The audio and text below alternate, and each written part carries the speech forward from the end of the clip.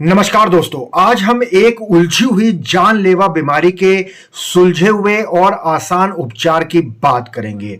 जी हां दोस्तों, जिनको आप स्क्रीन पर देख रहे हैं, यह है पद्मश्री वैद्य बालेंदु प्रकाश। जी हां दोस्तों, उत्तर प्रदेश की राजधानी लखनऊ इन्वेस्टर समिट में, आयुष की इन्वेस्टर समिट में भाग लेने के लिए वैद्य जी यहां आए हुए थे और प्रेस क्लब में वार्ता के दौरान जब वो इस पैनक्रियास की गंभीर बीमारी की जानकारी दे रहे थे, तभी उनके एक मरीज यहां पर प्रेस क्लब में आ गए, जिन्होंने अपना अनुभव भी साझा किया कि 2 महीने से उनका इलाज चल रहा है और अब वो काफी हद तक ठीक हैं।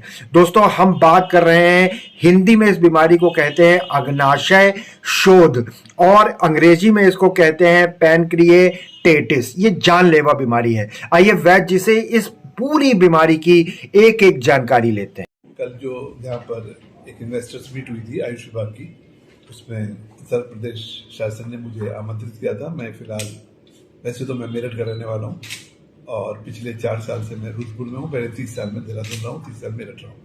मेरे पिताजी वैद्य थे। मैं अपनी दवा बना के प्रैक्टिस करता हूँ और खासियत है कि मैं अपने आंकड़े बनाता हूँ।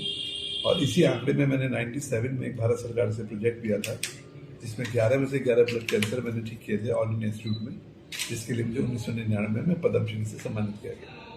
तो ये मेरा एक छोटा सा परिचय है, पर मैं अपनी चिकित्सा अपनी औषधि बना के रसशास्त्र करता हूँ। और आज की जो मेरी प्रेस कॉन्फ्रेंस है, इसका उद्देश्य है पैनक्रिएटाइटिस नामक रोग से आप लोगों को अवेयर कराना, क्योंकि पैनक्रिएटाइटिस के बारे में ज़्यादा जानकारी पब्लिक में नहीं है। ये एक बीमारी है जो पेट में अचानक दर्द होता है, बैक में ज़्यादा, इसके साथ उल्टी और होता है। 90% में ऐसे ही होता है, पर अचानक वजन कम होना या सब कुछ करने के बाद भी अगर शुगर काबू में नहीं हो रही है, तब डॉक्टर लोग इसकी जांच करके, पेट के डॉक्टर, इसको पैनक्रिएटाइटिस बोलते हैं। और उसके बाद शुरू होती है एक जिंदगी जिसमें दूध नहीं, पनीर नहीं, घी नहीं, मांस नहीं, तेल नहीं और उबला हुआ खाना। और कई लोग तो मेरे पास ऐसे आए जो 4-4 साल से कभी खिचड़ी खा रहे थे और उसके साथ एंजाइम्स, पर बीमारी रुकती नहीं है, बढ़ती जाती है।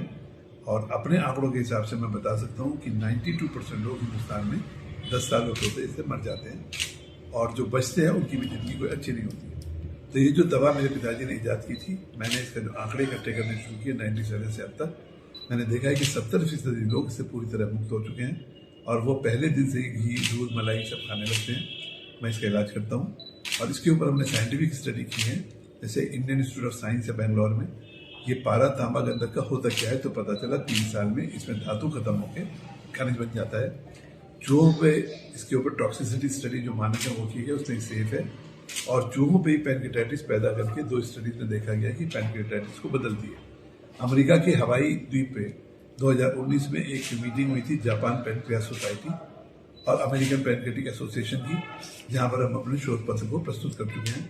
डायग्नोज कैसे करते हैं? डायग्नोज करने के लिए इसको पेट का doctor ultrasound, US, CT scan, MRCP और ब्लड टेस्ट करते हैं, उसी से इसका पता चलता है। जी, दूसरी बात सर, इसको लेकर के भ्रांतियां बहुत सारी हैं कि शराब पीने वालों में ही ये बीमारी होती है या दक्षिण भारत के जो लोग रहने वाले हैं, इन भ्रांतियों को लेकर क्या कहेंगे? जी, वो मेरे ख्याल से एक छोटी सी स्टडी में लोगों ने आगे नहीं किया, क्योंकि भारत की जो बॉडी है, रिसर्च बॉडीज, उन्होंने इसके कोई आंकड़े इकट्ठे नहीं किए हैं।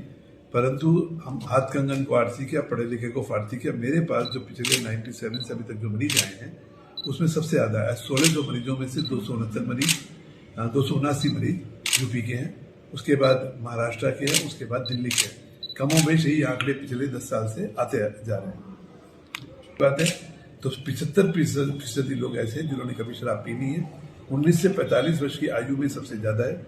और परंतु जो लोग रात को देर तक जगते हैं, सुबह नाश्ता नहीं करते हैं, खाने में प्रोटीन की कमी है, खनिज तत्वों की कमी है, दोबारा गर्म किया हुआ खाना खाते हैं, उनमें बीमारी ज्यादा देखने को मिल रही है। तो मुझे कहने में कोई संकोच नहीं है कि भारत में होने वाली ये बीमारी अनियमित खान पान, अनियमित रहन सहन की वजह से है। और इसके ऊपर जितनी जागरूकता होगी, क्योंकि बीमारी शरीर को तोड़ती है, परिवार को तोड़ती है और फाइनेंस का तो बुरा हाल करती है। हमने एक डेटा बनाया कि जो मरीज इलाज के लिए हमारे पास आते हैं, वो ऑन एन एवरेज 8 लाख रुपया खर्चा करके आते हैं।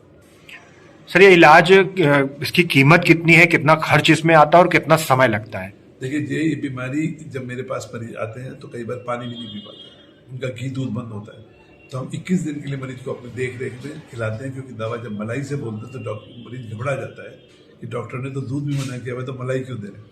तो 21 दिन हम उनको रुद्रपुर में, हमारा देहात क्षेत्र में ही है, यूपी के बॉर्डर पर, वहाँ पर मरीज को रखते हैं। 21 दिन तक उनका खान पान रहन सहन सब होता है। उसके बाद वो 1 साल तक ये टोटल इलाज चलता है। इस इलाज में जो आज की करंट वैल्यू करीब 3.25 लाख रुपया है, जिसमें हम खाना पीना रहना दवा सब है, और हर मरीज के साथ एक अटेंडेंट जरूरी है, क्योंकि आयुर्वेद की चिकित्सा में वैद्य औषधि रोगी के साथ एक परिचारक भी जरूरी है। तो एक अच्छा परिचारक अगर होता है तो इससे ठीक होने में अच्छा ही रहती है। रुद्रपुर में कहाँ पर है सर ये सेंटर? रुद्रपुर उधम सिंह नगर की एक तहसील है गदरपुर, और गदरपुर में एक गांव है रतनपुरा, जो यूपी बॉर्डर से 1.5 किलोमीटर पे है। मैं वहां पर हूँ। जी, जो लोग इस वीडियो को देख रहे हैं, इस खबर को देख रहे हैं, वो आप तक कैसे पहुंच सकते हैं, कैसे कांटेक्ट कर सकते हैं? हमारे पास एक नंबर है 9758509973। इस पर ये लोग अपनी रिपोर्ट भेजते हैं। रिपोर्ट देखने के बाद हम असेस करते हैं कि उनको बीमारी है कि नहीं है। अगर उनकी बीमारी पुष्टि है तब उनको आने को बात करते हैं।